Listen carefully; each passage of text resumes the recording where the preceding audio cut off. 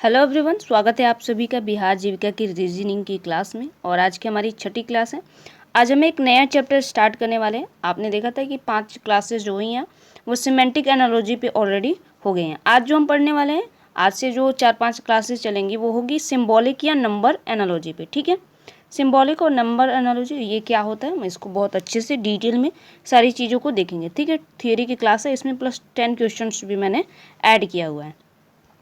ठीक है, तो ये जो संख्या या प्रतीक या संख्यात्मक सादृश्यता है, यानी जो नंबर्स होते हैं, जैसे 1 2 3 हो गया है, 1 2 3 हो गया आपका, या ABCD हो गया, इस तरह से प्रश्न बनेंगे। कैसे बनते हैं प्रश्न आप आगे उदाहरण में देखेंगे तो आपको बहुत अच्छे से समझ में आ जाएगा। ठीक है, इसमें क्या होता है कि मैथ्स के क्वेश्चंस के टाइप के आते हैं। जैसे अगर बात करें तो इसकी कह रहा है कि यह एक तरह की तार्किक पहेली होती है, यानी जो पजल्स होते हैं, इसमें कोई आपको दिए गए प्रतीकों, आपको एक सिंबल्स मिलते हैं या कोई संख्या मिल जाएगी, इसको जोड़ने के बीच के संबंधों को पहचानना होता है। यानी जोड़ा जो हमने देखा था ना पिछले जो क्लासेस थी, उसमें भी आपको पता है 4 ऑप्शन में 4 जोड़े बनते थे, AB करके और CD करके। ठीक है, तो इसमें भी सेम चीज़ें हैं, बस फ़र्क इतना है कि वहाँ पे जो चीज़ें थी वो सिगमेंटिक से थी, यहाँ पे संख्या या नंबर से होगा या सिंबल से होगा, फिगर से होगा। ठीक है, बस इतना ही अंतर है, बाकी सारी सेम चीज़ें होती हैं। उदाहरण के लिए अगर आप बात करें तो दिया गया सादृश्य में AB, यानी A का कह रहा है कि AB है, तो ये 1 का 2 है, यानी जो यहाँ पे देखें तो A की प्लेस वैल्यू बोल रहा है ये। ठीक है, A की प्लेस वैल्यू क्या होती है, जैसे ABCD आपको पता है कि जो ABCD होता है उसमें 26 नंबर्स होते हैं, तो पहले नंबर पे A आता है, दूसरे पे B आता है, आपको पता है, ऐसे करके 26 नंबर तक जाते हैं। तो ये प्लेस वैल्यू यानी उनकी किस स्थान पे वो आते हैं वो बात कर रहे हैं। ठीक है, तो A कह रहा है कि AB है, A अनुपात B और समानुपात कह रहा है कि 2 और 3। तो A की यहाँ पे देखिए क्या संबंध है, तो A का जो संबंध है यहाँ से देखिए कैसे चलता है। यहाँ पे जैसे A दिया है और B दिया है, ठीक है, फिर C दिया है, 1 दिया है और 2 दिया है। तो अब ये क्या होगा इसमें कि A का संबंध इससे देखेंगे, यानी पहले का इसके पहले वाले से और दूसरे का इससे दूसरे वाले से संबंध होता है। ठीक है, जैसे A का संबंध 1 से है तो B का संबंध 2 से है। तो यहाँ पे ध्यान रखना है कि इसका पहला और इसका पहला 1 होते हैं और इसका दूसरा और इसका दूसरा 1 होते हैं। ठीक है, इसमें बस सिर्फ फ़र्क इतना ही है।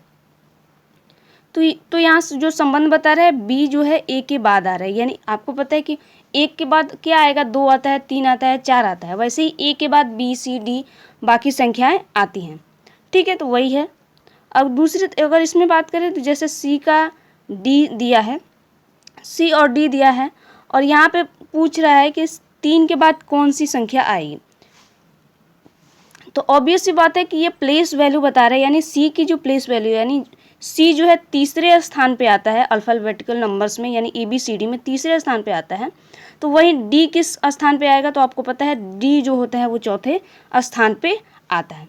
ठीक है, तो आई होप आप समझ पा रहे होंगे कि मैं क्या कहने की कोशिश कर रही हूँ, या क्वेश्चन जो है क्या कहने की कोशिश कर रहा है। ठीक है, ये प्लेस वैल्यू जो होती है, अभी इसका और जो इसके और भी वैरायटीज़ होती हैं उसको भी हम देखेंगे, उसके साथ उसकी प्रैक्टिस भी करेंगे, आप टेंशन मत लीजिए। ठीक है, अगर नहीं समझ में आ रहा है तब भी कोई बात नहीं है, आगे जो अभी क्लास जो चल रहा है उसमें आपको सारी चीज़ें, आपका क्लास एंड होने तक आपको सारी चीज़ें बहुत अच्छे से समझ में आ जाएंगी।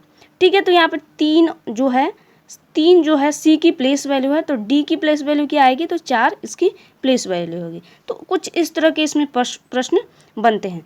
अब बात करते हैं कि इसके जो टाइप्स होते हैं कौन कौन से होते हैं। जैसे गणित से, मैथ से अगर प्रश्न बनता है एनालॉजी का तो कैसा बनेगा, तो जोड़, घटाना, गुणा, भाग, वर्ग, घन, घनमूल, ठीक है, इन सब से बनता है। तो अब आप सोच रहे हैं कि इनसे कैसे प्रश्न बनेगा, तो उसका टेंशन मत लीजिए, उसको भी मैं आगे आपको उनसे अच्छे से समझा दूंगी।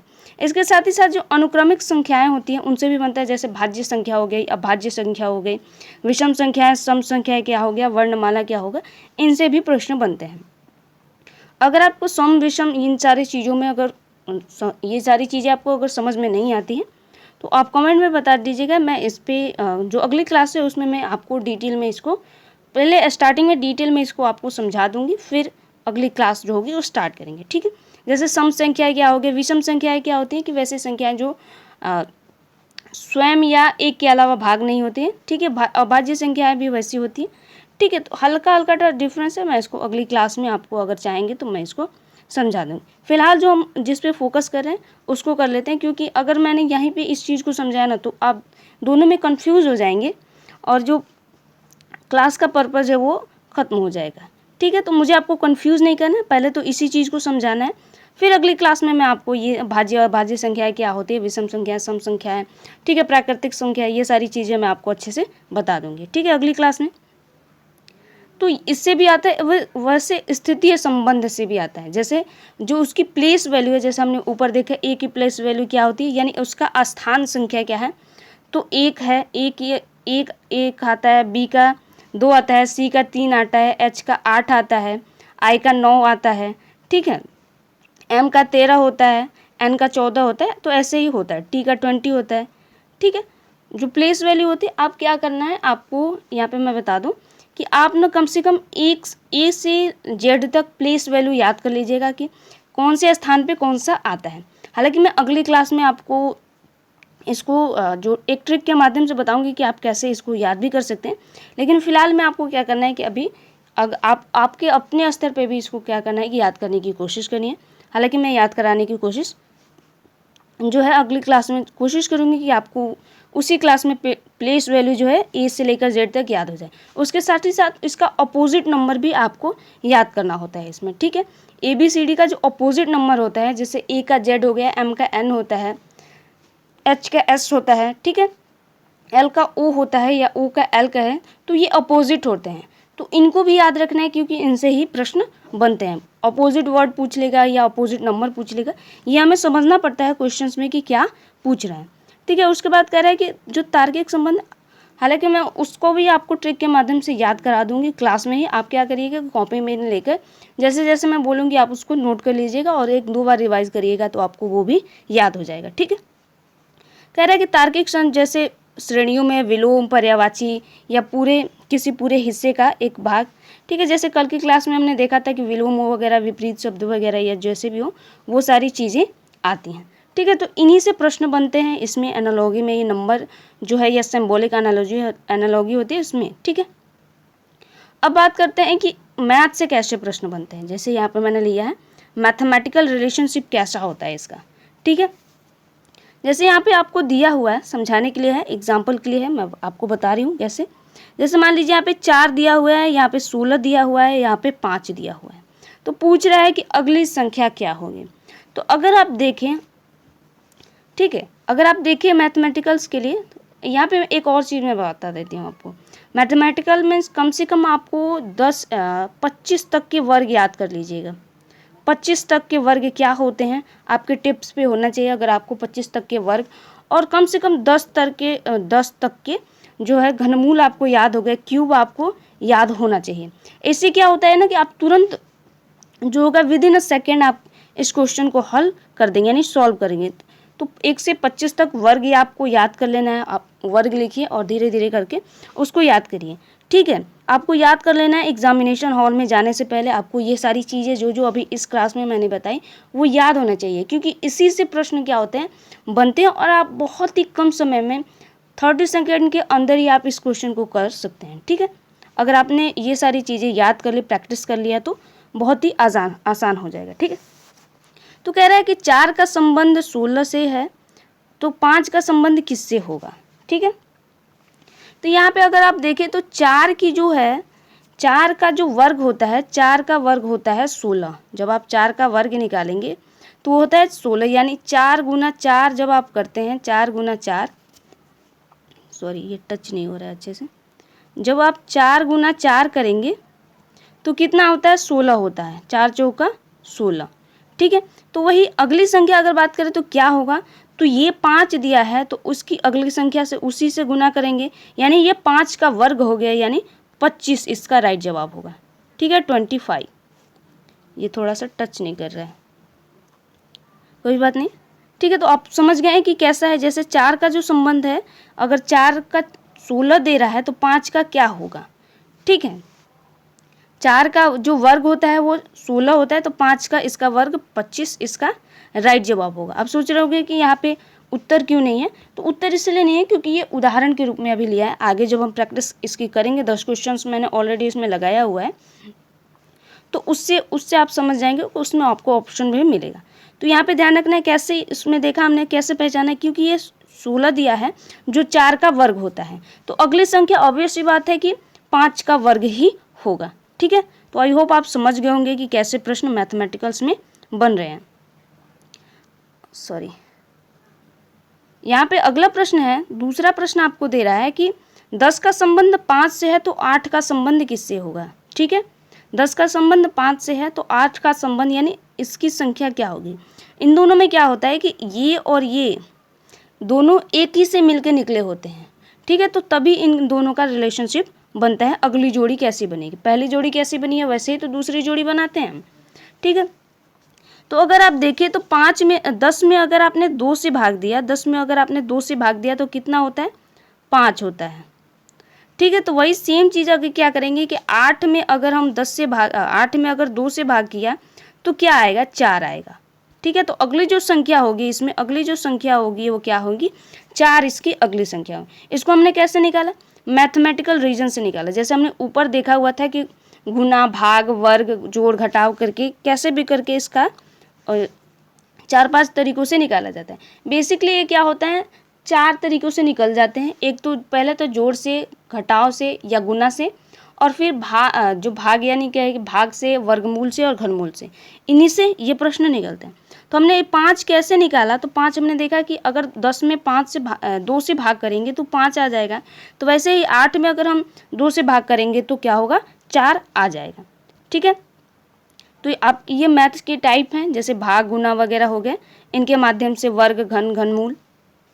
ठीक है, अगले प्रश्न कह रहा है कि ए का संबंध 1 से है तो सी का संबंध किससे होगा। तो मैंने आपको बताया कि ये क्या पूछ रहा है कि प्लेस वैल्यू पूछ रहा है, यानी किस स्थान पे आ रहा है ये। तो आपको पता है ए जो है अल्फ़ाबेटिकल में 1 नंबर पे आता है, बी आता है दूसरे नंबर पे, और सी आता है तीसरे नंबर पे। तो जो यहाँ पे इसका राइट जवाब होगा सी के लिए वो होगा 3। क्यों होगा, क्योंकि ए के लिए ये 1 कह रहा है, तो ऑब्वियस सी बात है इसकी प्लेस वैल्यू यानी स्थान की बात कर रहा है कि 3 कौन से स्थान पे या कौन से नंबर पे आता है। तो यहाँ पे सी जो है अल्फ़ाबेटिकल्स नंबर में क्या होता है कि ABCD में क्या आता है कि आपको पता है कि वो तीसरे नंबर पे क्या आता है, सी आता है। तो इसका राइट जवाब जो होगा 3 होगा। आई होप आप समझ पा रहे हैं कि जो मैं समझाने की कोशिश कर रही हूँ। ठीक है, यहाँ पे एक ही क्वेश्चन 2 बार हो गया, कोई बात नहीं।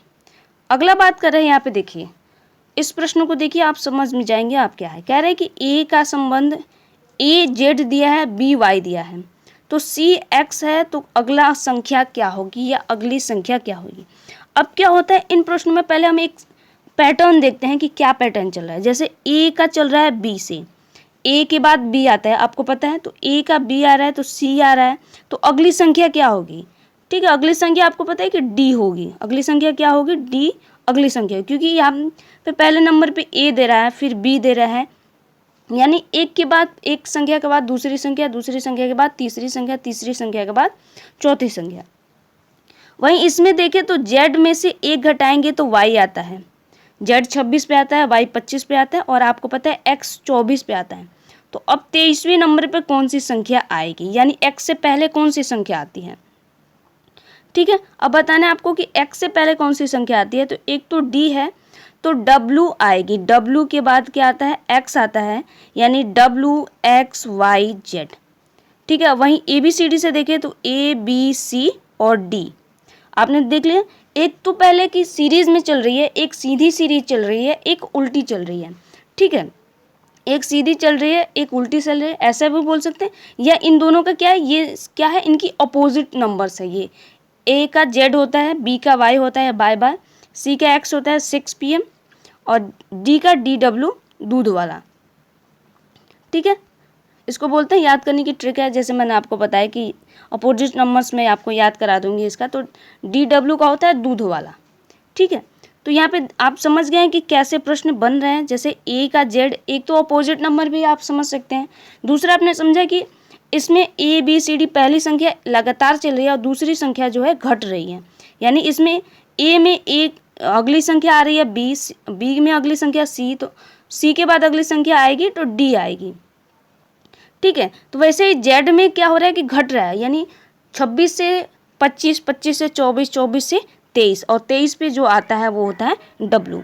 तो आई होप समझ गए होंगे कि आपकी जो मैथमेटिकल्स के जो मैथ के क्वेश्चंस आते हैं किस तरह के आते हैं सिंबल या जो नंबर एनालॉजी में। ठीक है, हालांकि अभी इसमें सिंबल्स ऐड नहीं हुए हैं, बट कोई बात नहीं है, अगले आगे आने वाली जो क्लासेस होंगी उसमें हम देख लेंगे। ठीक है, यहाँ पे बात करें अगर लॉजिकल रिलेशनशिप की यानी तार्किक संबंध में कुछ प्रश्न अगर बात करें तो यहाँ पे देखिए, यहाँ पे एक प्रश्न दिया हुआ है घंटा का संबंध 60 से है तो दिन का संबंध किससे होगा।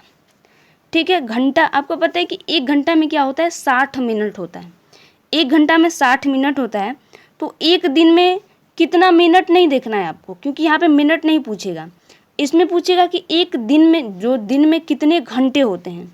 जैसे एक घंटा क्या होता है 60 मिनट से बन के एक घंटा बना है। यहाँ पे आपको जब प्रश्न देगा तो उसमें आपको ऑप्शंस भी देगा। ठीक है, तो यहाँ पे जो अगर मान लीजिए अगर वो दिन देता या मिनट में देता, ठीक है 60 मिनट करके ऐसा कुछ करके देता, तो एक दिन में आपको बताना होता कि कितने मिनट, तो अगर मिनट देता तो वहाँ पर मिनट लिखते, घंटा देता तो आपको पता है कि 24 घंटे होते हैं। तो ये क्वेश्चंस पे डिपेंड करेगा कि क्या पूछ रहा है। हालांकि अगर जिस तरह का ये प्रश्न है उसमें क्या होगा, जो अगली जो संख्या होगी वो 24 होगी।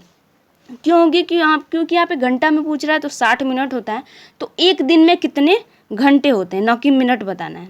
ठीक है, एक दिन में कितने घंटे होते हैं, तो आपको पता है कि एक दिन में क्या होते हैं 24 घंटे होते हैं। तो आपने पहले का दूसरे से जो रिलेशनशिप बनाया है वही सेम तीसरे का चौथे से भी रिलेशनशिप बनाना होता है। ठीक है, तो आप यहाँ पे समझ गए होंगे जो लॉजिक क्या लगा है इसमें, वो घंटे का लगा है। ठीक है, एक घंटा में 60 मिनट होता है, तो वही एक दिन में कितने घंटे होंगे, तो 24 घंटे होंगे। ठीक है, अगले प्रश्न पे चले। इस तरह के प्रश्न आपने कल किए थे, जैसे शेर का संबंध जंगल से है तो मछली का संबंध किससे होगा। अगर शेर की बात करें तो शेर क्या है कि जंगल में रहता है। ठीक है, शेर जंगल में रहता है तो मछली कहाँ पे रहती है, तो पानी में रहती है, ऑब्वियस सी बात है पानी में रहती है मछली। तो ये पूछ रहा है कि अब यहाँ पे जो दोनों के बीच जो संबंध बन रहा है वो रहने का, कहाँ दोनों रहते हैं, तो शेर जंगल में रहता है और मछली पानी में रहती है। तो इसी तरह के प्रश्न बनते हैं, क्वेश्चन जो होते हैं इसी फॉर्मेट्स में चलते हैं। तो आई होप आप इन उदाहरणों से समझ गए होंगे कि कैसे प्रश्न बनते हैं, मैथ्स के कैसे प्रश्न बनते हैं, या नंबर से या जो अल्फ़ाबेटिकल्स नंबर्स हैं उनसे कैसे प्रश्न बनते हैं। ठीक है, तो चलिए अब स्टार्ट करते हैं हमारा प्रैक्टिस। इस पे जो हमने वो अभी जो चीज़ें समझी उस पर 10 क्वेश्चन हम करेंगे आज। ठीक है, हो सकता है कि क्लास थोड़ी लंबी हो जाए, बट ज़्यादा लंबी नहीं होगी, क्योंकि ये थियरी की क्लास है तो थोड़ा सा तो लंबा चलेगा ही। ठीक है, तो अब चलिए अब क्लास को करते हैं। कह रहा है कि 16 का संबंध 4 से है तो 49 यानी 49 का संबंध किससे होगा। अब यहाँ पे आपको दिमाग लगाना है कि 16 क्या है, 4 क्या है, 49 क्या है। तो अगर आपको घनमूल वर्ग वगैरह याद है तो आपको पता है कि 4 का जो वर्ग होता है, 4 का जो वर्ग होता है वो 16 होता है। ठीक है, 4 का वर्ग जो होता है वो 16 होता है, या 16 जो है वो 4 का वर्ग है। 16 क्या है, 4 का वर्ग है। तो 49 किसका वर्ग है, आपको पता है जो 49 किसका वर्ग है, तो 6 का वर्ग है, 8 का वर्ग है, 7 का वर्ग है, 8 का या 14 का वर्ग है। तो अगर आपको इनका वर्गमूल याद है अगर, तो आप इजीली निकाल पाएंगे, नहीं तो अदरवाइज आपको सारे का वर्ग निकालना पड़ेगा। जैसे 6 का वर्ग क्या होता है 36 होता है। ठीक है, 7 का क्या होगा, 7 का होता है 49, 7 सत्ते 49, 8 का 64 होगा आपका, और 14 का होता है 196। ठीक, तो इस तरह के प्रश्न बनते हैं। जैसे आपको जैसे ही क्वेश्चन आए तो आपको दिमाग लगाना है कि क्या थियरी इसमें चल रही है। मैथ में जोड़ हो रहा है, इन दोनों के बीच जोड़ घटाव है, गुणा है, भाग है, क्या है। ठीक है, तो यहाँ पे वर्ग का चल रहा है, जो 16 है वो 4 का वर्ग है और 49 जो है वो 7 का वर्ग है। ठीक है, तो ऑप्शन नंबर जो बी होगा इसका राइट जवाब होगा option number B. I hope आपको क्लास समझ में आ रही होगी। मैं बहुत ही बेसिक से समझाने की इसलिए कोशिश कर रही हूँ ताकि आपको ज़्यादा कन्फ्यूज़न ना हो। पहले का दूसरे से मैं बार बार पिछली जो जितनी भी क्लासेस चली हैं उसमें से मैंने हर क्लास में बोला है कि पहले का जो संबंध है यानी ए का जो संबंध है बी से देखना है, और सेम संबंध सी का डी से वही होता है। ठीक है, तो ए का जो बी से संबंध है यानी 16 का जो 4 से संबंध है वो क्या है, 16 जो है 4 का वर्ग होता है, तो 49 किसका वर्ग होता है, तो 7 का वर्ग होता है। अगर आपको वर्गमूल या घनमूल याद होंगे तो आप तुरंत देखते ही बता देंगे कि किसका ये वर्ग है। ये 10 से 15 सेकंड का, 10 से 5 सेकंड का ये क्वेश्चन है। 5 सेकंड में आप इस प्रश्न को, अगर ये सारी चीज़ें आपको याद है तो 5 सेकंड में आप करके निकल जाएंगे। 5 सेकंड आपको पता है कि बस ऐसे देखते ही क्वेश्चन का आंसर आ गया, ठीक है। और मैथ्स ऐसे ही क्वेश्चंस आते हैं, बहुत ही ईजी तरीके से, बहुत ही आसान क्वेश्चंस आते हैं, बशर्ते कि हमें वो चीज़ें पता होनी चाहिए, ठीक है। अब यहाँ पे दूसरा प्रश्न दे रहा है कि जेड का संबंध ए से है तो वाई का संबंध किससे होगा। यहाँ पे अगर आप बात करें तो जेड 26 पे आता है और एक जो है ए जो है 1 पे आता है, ठीक है। लेकिन अगर हम यहाँ पे देखें कि इनका ऑपोजिट नंबर क्या है, जेड और वाई क्या है, दोनों एक दूसरे के विपरीत हैं, ठीक है। जेड और वाई क्या है, एक दूसरे के विपरीत शब्द हैं, ठीक है। विपरीतार्थ शब्द, जैसे जेड का वाई होता है तो जेड का ए होगा, विपरीत शब्द है, ठीक। तो अब वाई का विपरीत शब्द क्या होता है, इसका विलोम शब्द क्या, इसके ऑपोजिट में कौन सा शब्द आता है। तो आपको पता है कि वाई 25 पे है तो अगली ए के बाद अगली संख्या क्या आती है, तो बी आती है, ठीक है। एक तरफ घट रहा है तो दूसरे तरफ बढ़ रहा है, ठीक है। इसका ऑपोजिट नंबर है, ये जेड का ऑपोजिट ए होता है, वाई का जो ऑपोजिट होता है बी होता है, सी का जो होता है ऑपोजिट नंबर जो होता है वो सॉरी थोड़ा सा मिस हो गया, ठीक है। तो ये जो है ऑपोजिट नंबर्स होते हैं, ठीक है।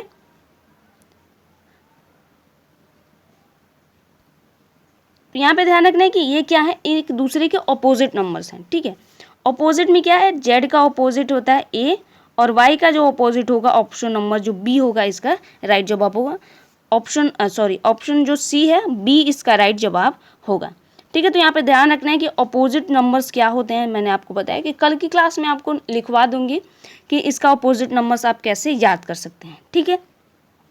तो यहाँ पे सिंपल सा आपको ध्यान रखना है, प्लस में आप ये भी आप अपने स्तर पे भी प्रयास करके लिख लीजिएगा कि आप 1 से लेकर जेड तक की प्लेस वैल्यू प्लीज़ याद कर लीजिएगा, तभी आपके प्रश्न बनेंगे, ठीक है। मैं बार बार कह रही हूँ कि आप इन सारी चीज़ों को जो मैंने आज की क्लास में बताया कि आपको पढ़ लेना है तो 100% उसको पढ़ लीजिएगा और उन सारी चीज़ों को याद कर लीजिएगा, तभी आपके जो है रीजनिंग के प्रश्न सॉल्व होंगे।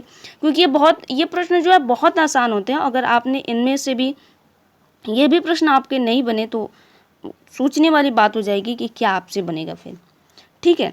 आपको पता है कि 9 नंबर मिलेंगे, तो मुझे लगता है कि रीजनिंग में से आपके 9 से 9 तो आने चाहिए, एटलीस्ट 9 में से 9 ना आए लेकिन 9 में से 8 नंबर तो आपके रीजनिंग से, मैं पूरी कोशिश करूँगी कि 9 में से 8 नंबर आपके जो है रीजनिंग से निकल जाए, ठीक है। और आपको भी प्रयास करना है, मेरे प्रयास से कुछ नहीं होगा, पढ़ना आप ही को है। अगर मैं पढ़ाऊँ और आप पढ़ने ही ना तो उसका कोई सोल्यूशन नहीं है। फिर आप बाद में बोलेंगे कि मैम आपने क्लास तो कराया था बट हमें कोई बेनिफिट नहीं हुआ, हमारा सिलेक्शन ही नहीं हुआ। तो क्लासेस कराना मेरा पर्पज़ है, पढ़ना आपका पर्पज़ है। मैं क्लासेस सिर्फ प्रोवाइड करा सकती हूँ, आपको समझा सकती हूँ, अगर आपको कोई डाउट हो तो उसको क्लियर कर सकती हूँ, बट मैं ये नहीं कर सकती कि ये आपको पढ़ना तो आप ही को है, क्योंकि मैं सिर्फ पढ़ा सकती हूँ। क्लासेस यहाँ पे अपलोड होंगी, आपको क्लासेस देखना है, मैं आपको हाथ पकड़ के तो पढ़ाऊँगी नहीं कि बैठ के पढ़िए आप, ठीक है। तो आप देख लीजिएगा कि आपको क्या करना है। सिलेक्शन चाहिए तो बहुत ही, मैं कई बार बोला है कि बिहार जीविका का जो ये फॉर्म है या इसका जो सिलेबस है वो बहुत ही आसान है, बहुत ही आसान है।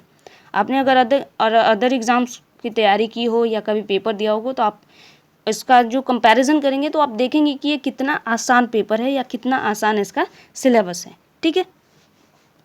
अगली बात करते हैं, कह रहा है कि 12 का संबंध 3 से है तो 20 का संबंध किससे होगा, ठीक है। अब यहाँ पे देखना है आपको कि 12 का 3 से संबंध क्या बन रहा है, 12 का 3 से क्या संबंध बन रहा है। तो अगर आप 12 यहाँ पे लिखे और 3 से भाग दे, आप 3 से भाग दे तो क्या होगा, 4 बचेगा, यानी 3 से भाग किया जा रहा है। 12 में क्या किया जा रहा है, भाग कितने से भाग करिएगा, 12 में कितने से भाग करिएगा तो 4 आएगा। तो यानी जब आप 12 में 4 से भाग करेंगे, 12 में 4 से भाग किया जाएगा, 12 में 4 से भाग करेंगे आप तो क्या आ जाएगा, 3 आ जाएगा, ठीक है। तो अब अगली संख्या यानी जो 20 है, 20 में अगर हम 4 से भाग करेंगे तो क्या आएगा, 4 पंजे 20 होता है। ठीक है, तो ऑप्शन नंबर जो ए होगा इसका राइट जवाब होगा 20। ठीक है, तो आपने देखा कि पहले का संबंध कैसा है, पहले तो हमने देखा कि इन दोनों का संबंध कैसा है। तो पहले तो मैंने क्या किया कि 12 में 3 से डायरेक्ट भाग किया ताकि जो संख्या है वो निकल जाए, यानी 4 हो रहा है संख्या। तो अब मैंने चेक किया कि 4 से 12 में भाग किया तो क्या हो रहा है, 3 आ रहा है। तो वही संख्या, सेम संख्या से मैंने 20 में भाग दिया तो क्या आ गया, इसका जो राइट जवाब है 5 आ गया। ठीक है, तो आप समझ गए हैं कि कैसे इसको निकाला गया है। बहुत ही आसान तरीके होते हैं और बहुत ही आसान होता है। ठीक, आपको सिर्फ थोड़ा सा दिमाग लगाना होगा कि इन दोनों के बीच संबंध कैसे बन रहा है। क्या भाग पूछ रहा है, घन पूछ रहा है, घनमूल पूछ रहा है, जोड़ा जा रहा है पहले का दूसरे में या घटाया जा रहा है, तब संख्या क्या निकल रही है। तो ये सारी चीज़ें आपको सोचनी पड़ती हैं। जैसे आप क्वेश्चंस देख रहे हैं तो आपको लॉजिक लगाना पड़ता है कि पहले का दूसरे से क्या संबंध है, क्योंकि ये मैथ है। ठीक है, मैथ है तो पहले का दूसरे से जो संबंध बनेगा, सिंपल सी बात है, तीसरे का चौथे से भी वही संबंध बनता है। मैथ का एनालॉजी है। ठीक है, तो इसमें दिमाग लगाना है, लॉजिक लगाना है कि क्या लॉजिक बैठ रहा है, किस लॉजिक से ये 3 आया है और किस लॉजिक से अगली संख्या आएगी। तो आपको पता है और इसका जो राइट जवाब है ऑप्शन नंबर 5 इसका राइट जवाब है। अगला प्रश्न कह रहा है, इस तरह के प्रश्न हमने कल की या परसों की क्लास भी किए थे, तो वो भी प्रश्न इसी में है। ठीक है, 1-2 इस टाइप के प्रश्न भी आते हैं। तो सारी चीज़ें आप जब पढ़ेंगे तो समझ में आ जाएगा। कह रहा है कि मंगल का संबंध ग्रह से है तो सूर्य का संबंध किससे होगा। ठीक है, आपको बता रहा है कि मंगल क्या है, एक ग्रह है, तो सूर्य क्या है, तो तारा है, चंद्रमा है, उपग्रह है या आकाश गंगा है। तो मंगल क्या, मंगल जो है आकाश गंगा का एक हिस्सा होता है। ठीक है, यानी कई जो ग्रहों या तारों से मिलकर क्या होता है, एक आकाश गंगा का निर्माण होता है, आपको पता है। तो कह रहा है कि जो मंगल ग्रह है वो सूर्य है, ग्रह है, तो सूर्य क्या है, तो आपको पता है कि सूर्य क्या है, एक तारा है। सूर्य क्या है, एक तारा है। तो इन दोनों के बीच जो संबंध बना है वही संबंध सूर्य का तारे के बीच भी है। ठीक है, तो आई होप आप समझ में आ गया होगा, क्योंकि इस पर बहुत सारे प्रश्न मैंने ऑलरेडी करा दिया है, तो आप समझ सकते हैं। अगला प्रश्न कह रहा है कि 3 का संबंध 27 से है तो 4 का संबंध किससे होगा। अब और 3 और 4 का जो रिलेशनशिप है उसको हमें समझना है। अगर बात करें कि 27 क्या है, तो 27 जो होता है वो 3 का क्यूब होता है, यानी 3 को 3 बार जब आप गुणा करेंगे तो 27 आता है। ठीक है, 3 गुणे 3 गुणे 3, 3 तरीका 9 और 9 तिया 27, यानी ये क्या हो गया, ये क्यूब हो गया। ठीक है, तो 3 का क्यूब है तो अगली संख्या क्या होगी, 4 का क्यूब होगी। अगर आप 4 का क्यूब निकालेंगे तो क्या होता है, 64 होता है। 4 चौका 16 और 16 चौका 64, यानी 4 को जब आप 3 बार गुना करेंगे, 4 4 4 करके 3 बार आप जब 4 का मल्टीप्लाई करेंगे, 4 गुने 4 गुने 4, तो वो क्या होगा, 16 इसका आंसर हो जाएगा। यानी ऑप्शन नंबर जो सी है इसका राइट जवाब होगा। तो आपने देखा कि ये जो पहले का दूसरे से जो संबंध बन रहा है वो क्यूब का संबंध बन रहा है, यानी ये 3 का क्यूब है 27, तो 4 का क्यूब जो है वो 64 इसका राइट जवाब होगा। तो आई होप आपको समझ में आ गया है कि पहले का जो संबंध है दूसरे से कैसा है, तो क्यूब का संबंध है। इससे पहले हमने देखा था कि एक वर्ग का संबंध बना था, एक भाग का संबंध बना था। ठीक है, तो ये मैथमेटिकल्स में गुना, भाग, जोड़, घटाव, वर्ग, घनमूल ऐसे ही बनते हैं।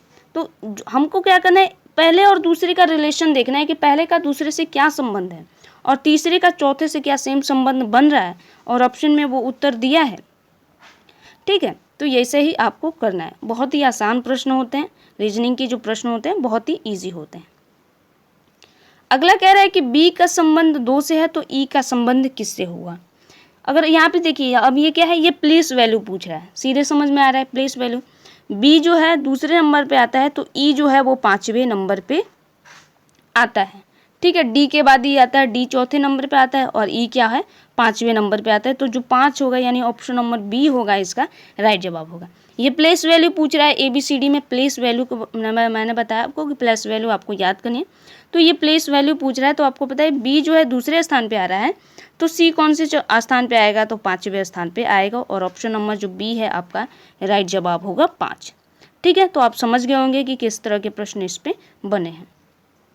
अगला प्रश्न कह रहा है कि हाथ का संबंध दस्ताने से है तो पैर का संबंध किससे है। ठीक है। अब इन दोनों के बीच रिलेशनशिप देखिए, हाथ में क्या किया जाता है, तो दस्ताने पहने जाते हैं। तो पैर में क्या पहने जाते हैं, ऑब्वियस सी बात है कि मोजे पहने जाते हैं, पैर में मोजे पहने जाएंगे। तो इनका पहले का जो दूसरे से संबंध है, सेम संबंध तीसरे का चौथे से भी बन रहा है। ठीक है, तो ऑप्शन नंबर जो बी है मोजा, इसका राइट जवाब होगा। अब यहाँ पे दे रहा है कि 144 दे रहा है, 144 दे रहा है और 12 दे रहा है। ठीक है, अब आपको बताना है कि इसके बीच का संबंध क्या है। अगर 144 की बात करें, 144 की बात करें तो ये जो होता है 12 का वर्ग होता है। ठीक है, क्या होता है, 12 का वर्ग होता है। यानी जब आप 12 का वर्गमूल जो निकालते हैं तो वो होता है 144, यानी 12 दे रहा है तो पहले का दूसरे से संबंध क्या है, तो ये जो वर्ग इसकी संख्या का वर्ग है। तो आपको बताना है कि 256 जो है किसका वर्ग होता है, तो 14 का होता है, 16 का होता है, 18 का होता है या 64 का होता है। एक आप यहाँ पे काम कर सकते हैं कि जो लास्ट की संख्या उसका मल्टीप्लाई कर सकते हैं, जैसे 6 के 36 हो गया और 8 टाई 64 हो गया। तो ये जो इसका राइट जवाब क्या होगा, 16 होगा। ये क्या है, 16 का वर्ग है। अगर आपको नहीं भी वर्गमूल याद है तब भी आप इसको निकाल सकते हैं, क्योंकि 16 का जब 16 से 2 बार गुना करिएगा तो 6 के 36 और पहली जो संख्या इसमें 6 है, वहीं 14 का 14 से कीजिएगा तो 4 चौका 16 आएगा। ठीक है, तो इसका जो राइट जवाब होगा वो 16, इसका जो राइट जवाब होगा 16 क्या होता है कि 264 का वर्ग होता है, सॉरी 256 का जो होता है, नहीं एक मिनट, जस्ट मिनट। अगर 16 का वर्ग निकालें, 6 के 36, 3 लगा, 6 3 9, 6, हाँ ठीक है 16 का ही होगा। मुझे लगा 14 का तो नहीं 14 का 196 होता है। हाँ 14 का 196 होता है, 16 का 15 का 225 और 16 का 256। ठीक है, राइट जवाब। ठीक है, मुझे लगा कि मेरे से थोड़ा सा मैंने आंसर गलत तो नहीं दे, तो 16 का 264 इसका राइट जवाब होगा, क्योंकि ये 16 का वर्गमूल होता है, वर्ग होता है 256, सॉरी 256 जो है 16 का वर्ग होता है, और 14 का वर्ग जो होता है 196 होता है, 13 का 169 होता है। ठीक है, 169 जो होता है 13 का वर्ग होता है, 15 का 225 होता है, 16 का 256 होता है। ठीक है, तो इस तरह से आपको वर्ग याद कर लेना है। एक से मैंने बताया था कि आपको 1 से 25 तक कम से कम वर्गमूल याद रखेंगे तो आपको निकालना क्या होगा, मिनट के सेकंड में आप निकाल के आगे बढ़ जाएंगे। तो इसका जो राइट जवाब है 16, इसका राइट जवाब है। ठीक है, अगला प्रश्न कह रहा है कि ABCD दिया है, तो अगली संख्या दे रहा है EFGH, तो इसके बाद PQRS दे रहा है, तो अगली संख्या पूछ रहा है कि क्या होगी। अब हम इसको देखते हैं। यहाँ पे एक सीरीज चल रही है, आप अगर ध्यान दें तो ABCD चल रहा है, 4 संख्या है, उसके बाद 5वीं संख्या EFGH आ रही है। ठीक है, तो यानी उसके बाद की संख्या चल रही है। D के बाद क्या आ रहा है, E आ रहा है, फिर F आ रहा है, GH आए। तो अब यहाँ पे PQRST, तो अगली संख्या U होगी, फिर V होगी, फिर W होगी, फिर X होगी। तो अब देखिए किस ऑप्शन में ये राइट जवाब है, तो UVWX, ऑप्शन नंबर जो C है इसका राइट जवाब। तो देखिए आप कितना आसान से प्रश्न है, कितने आसान से प्रश्न, ऐसे ही एग्जाम्स में भी आते हैं, बस थोड़ा सा आपको दिमाग लगाना होता है। वो थोड़ा सा क्या करते हैं कि थोड़ा सा प्रश्नों को घुमा देते हैं बस। ठीक है, हालांकि आगे आने वाले प्रश्नों में हम भी थोड़ा सा टफ लेवल का करने वाले हैं, क्योंकि आज पहली क्लास है तो चीज़ों को पहले समझना होगा, ताकि आप ऐसा ना हो कि आप पैनिक हो जाएं कि अरे यार मेरे से तो होगा ही नहीं। ठीक है, क्योंकि रीजनिंग सबसे ज़्यादा आसान होती है, कोई भी कर सकता है रीजनिंग, बस उसको क्या करना है कि थोड़ा सा दिमाग लगाना पड़ता है। तो आपने देखा कि ये जो सीरीज चल रही है, एक सीरीज चल रही है ABCD, फिर EFGH। ठीक है, तो इसी की अगली सीरीज चलेगी PQRSTUVWX, तो ऑप्शन नंबर जो C है इसका राइट जवाब होगा। ठीक है, तो आई होप आप समझ पा रहे हैं और आपको क्लास जो है समझ में भी आ रही होगी। यहाँ पे अगर बात करें हम कि 10 का यहाँ पे 10वां प्रश्न है, ये इसी में आ गया है, इसलिए मुझे लगा कि यहाँ पे देख लीजिए। 6 का संबंध 30 से है तो 8 का संबंध किससे होगा। ठीक है, अब 40 से होगा, 32 से होगा, 56 से होगा या 48 से होगा। अब तो हम इसको करेंगे तभी पता चलेगा। अगर 6 का संबंध देखें 30 से, तो कैसा आ रहा है, 6 को अगर 30 में भाग देंगे तो 5 आ रहा है, ठीक है। यानी 6 का गुना 5 से करेंगे तो 6 पंजे क्या होता है, 30 होता है। तो 8 का गुणा करेंगे 5 से तो क्या आएगा, 8 पंजे क्या होता है, 40 इसका राइट जवाब होगा। अगली संख्या क्या होगी, 40 होगी। कैसे होगी, क्योंकि 6 का जब हम 6 में 5 बार गुना करेंगे तो 30 आ रहा है, ठीक है, तभी तो 30 आ रहा है। 6 का 5 से गुना करेंगे, गुना करने पर ही 30 आ रहा है। तो 8 का अगली संख्या से सेम संख्या से गुना करेंगे, यानी 8 का भी 5 से गुना करेंगे तो क्या आएगा, 40। ऑप्शन में जो दिया है ए इसका राइट जवाब होगा, ठीक है। तो इसी तरह के प्रश्न बनते हैं। आपको ध्यान देना होगा कि पहले का दूसरे से क्या संबंध है, ठीक है। पहले का अगर दूसरे से आपने संबंध ढूंढ लिया कि कैसे इन दोनों के बीच क्या चल रहा है, इन दोनों के बीच, तभी आपको अगली संख्या में क्या चलेगा समझ में आ जाएगा, ठीक है। तो इसी तरह के प्रश्न बनते हैं और बहुत ही आसान तरीके के प्रश्न होते हैं, बहुत ज़्यादा टफ नहीं होते। रीजनिंग सबसे आसान है, सभी के लिए आसान है, ऐसा नहीं है कि किसी के लिए नहीं है, सभी के लिए आसान है। बस बशर्ते आपको कुछ चीज़ों पर ध्यान अगर दिया आपने, थोड़ा सा दिमाग लगाया, थोड़ा सा बुद्धि लगाई आपने, तो प्रश्न निकल जाएंगे। और पूरा चांस है कि आप 9 में से 8 प्रश्न सही करके आए। अगर आपने रीजनिंग अच्छे से कर ली तो रीजनिंग में 8 नंबर आपके कहीं नहीं जाएंगे, ठीक है। हो सकता है कि किसी किसी का 9 भी हो जाए। तो मैं मान के चलती हूँ कि एक प्रश्न मान लीजिए कि थोड़ा सा टफ लेवल का आ गया तो नहीं होगा, तो उसकी बात नहीं है, ठीक है। लेकिन रीजनिंग के जो प्रश्न हैं बहुत ही आसान होते हैं, बस बहुत ही आसान होते हैं। मैं बार बार कहूँ कि बहुत ही आसान होता है, रीजनिंग सबसे आसान टॉपिक है, ठीक है। तो बस थोड़ा सा आप मेहनत करेंगे तो 8-9 नंबर आप इजीली उसमें गेन कर पाएंगे, ठीक है। ठीक है गाइज, तो आज की क्लास आपको कैसी लगी कमेंट में ज़रूर बताइएगा और सभी लोग अपना फीडबैक ज़रूर दीजिएगा। और अगर आप लोगों को क्लास अच्छी लग रही है तो कम से कम वीडियो को लाइक कीजिएगा ताकि मुझे भी मोटिवेशन मिले, क्योंकि तभी मुझे पता चलेगा कि हाँ आपको क्लास पसंद आ रही है या नहीं आ रही है। और कमेंट में करके ज़रूर बताइएगा कि क्लास आपको कैसी लग रही है, कोई डाउट वगैरह हो तो भी पूछिए, ठीक है। अगर लगता है कि आपको कुछ चीज़ें समझ में नहीं आ रही हैं तो वो भी बताइए, जो चीज़ें आपको समझ में नहीं आ रही अगली क्लास में मैं कोशिश करूँगी कि उसको क्या करना है, आपको बेटर तरीके से समझाया जाए, ठीक है। तो मिलते हैं अगली क्लास में गाइस, तब तक के लिए धन्यवाद।